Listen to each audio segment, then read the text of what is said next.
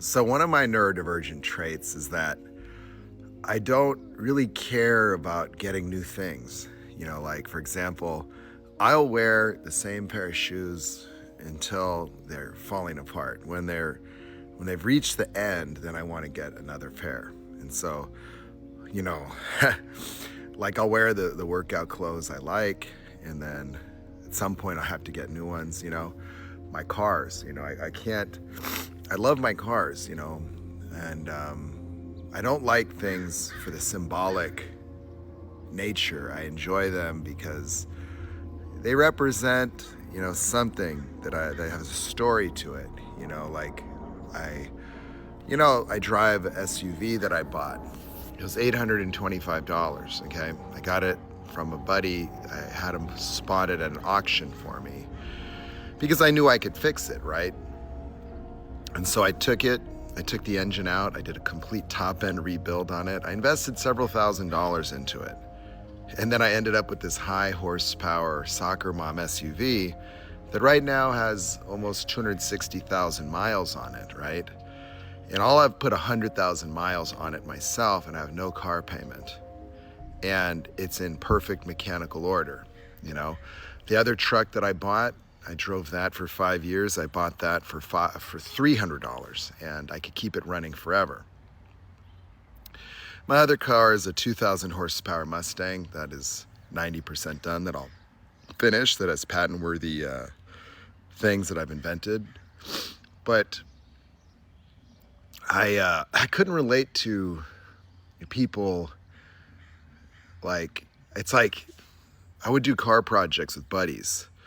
And then once the car project was done, they would get bored and get rid of the car and start something else. Like they start and stop. It's like everybody's chasing some fix and they can never get there. And so it's like people live in this limerence fantasy of like how something is going to make them happy, right?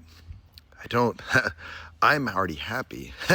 So like I'm happy doing the work, and then I'm happy driving it. So you see, like, everybody out there is going somewhere. When I drive my car, I enjoy the experience of driving the car. So I used to think to myself that like having my high horsepower car was sort of like making every day a trip to Disneyland, because I enjoy it so much, and so egocentric people like have a different life than neurodivergent people.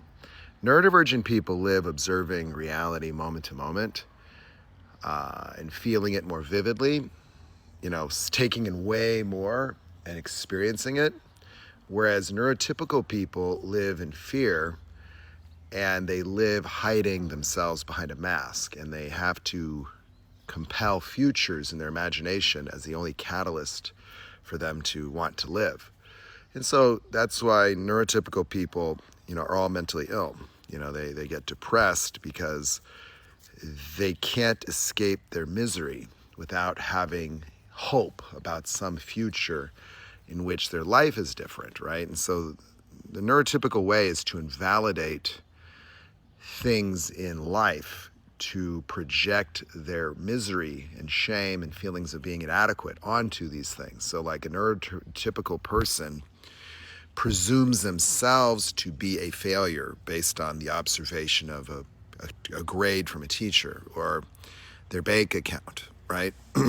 Now, I can have stress from life things. You need money to eat, but what I will not do is I will not succumb to circumstance. And what that means is it doesn't matter how much money I have. I'm going to show up the same way. It does not matter what people think of me. I will still be the same person. It doesn't matter how many followers I have. It doesn't matter to me.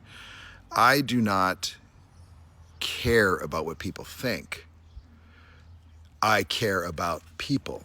So I care about their experience of being alive, but their thoughts about me do not define me.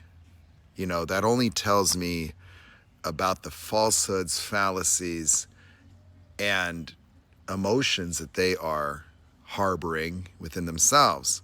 See, I live in a world where the neurotypical mind has zero grounding in reality. to such an extent that they need groups and hierarchies to try to stabilize themselves in some cohesive framework to try to obtain an escape from misery, both on an interpersonal level and on a broader social level.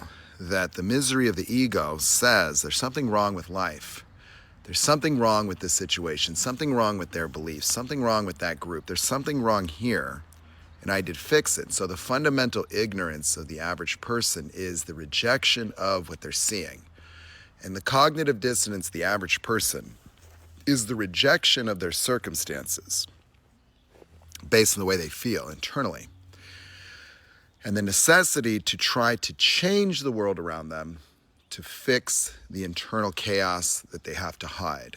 And so the average person says they're fine, they hide their emotions just like all narcissists, and then they think that they're going to become a better person. They think, if I can improve my front yard and get a better car and make my body better, or I can put some more money into an account at the bank, if I could get better grades from the teacher, if I can manage the way people think about me online, then I'll be a better person. And the neurotypical person believes that they are powerless to the opinions of others, where the opinions of others will change them.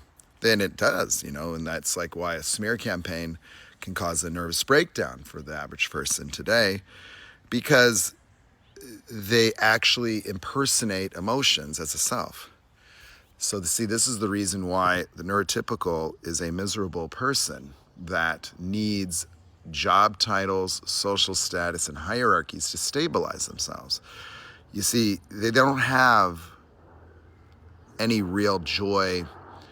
They don't have any interest in anything. See, neurotypical people are minimalists. They want to minimize their effort, to maximize their intake. The neurotypical believes, like all narcissists believe, that the value of a person is their intake. You see, what they call productivity is actually what they take. It's not productivity. See, the average person believes that a better person makes more money. It's like, what can I get for myself? That's called greed.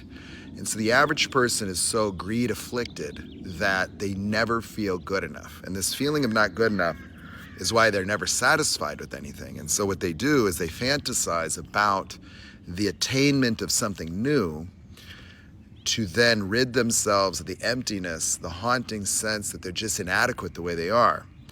And so they're so subject to manipulation and coercion and fear, because any aspect of the neurotypical life that is disaligned with perfect is a perceived threat, a shortcoming, a fact that they need to fix this and fix this and fix this. And so the entire architecture of a neurotypical person is the management of perceived problems. All have ego injuries associated, meaning I've got to pay the bills, or you got to do this, and then I'll get rid of all my problems. And once I get rid of all my problems in this fictitious future, then I'll finally be free, then I'll finally be happy. And they're never able to get there because that future is imaginary. The future is a delusional escape from the misery emotions that none of them have the courage to confront. And since none of these people confront these emotions, they've invented a psychology model that avoids the confrontation of these emotions and instead chooses to validate the irrational realities these emotions depict from the first person point of view. So the neurotypical is a person who argues an entitled suffering, meaning that I feel not good enough because of you, and I'm angry because of you, and I feel worthless because of you. And so every neurotypical person is very different than neurodivergence, because a neurodivergent person, at least like me, has enough brain power and awareness to distinguish my emotions from me and to distinguish your emotions from you, and to discern your emotions separate from me, and to not personalize your emotions as mine. That's empathy. A neurotypical person has zero empathy because they think empathy is their own affliction as a reaction to someone else's emotions and a hypervigilant need to control, avoid, or manipulate the emotions of others as to reintroduce positive affect into self.